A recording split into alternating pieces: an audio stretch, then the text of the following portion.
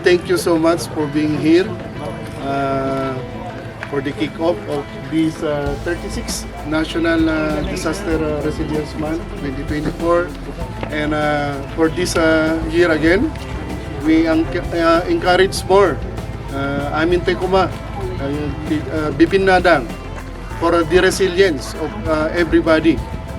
Okay, lalo na yung community tayo. And for this fun run ko na ni Miss Jill Tatay, we promote more mitigation and prevention sana, hindi lang sa response. Okay, nariga dapat yung response. But anyway, as we go together, nalaka amin nga ramidin iti disaster risk reduction and management.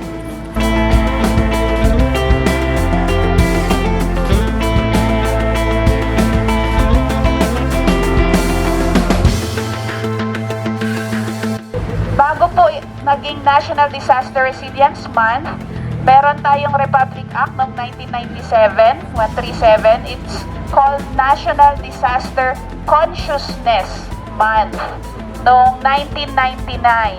Pero noong June 28, 2017, it was renamed the National Disaster Resilience Month because we shift our focus from disaster awareness into building disaster resilience.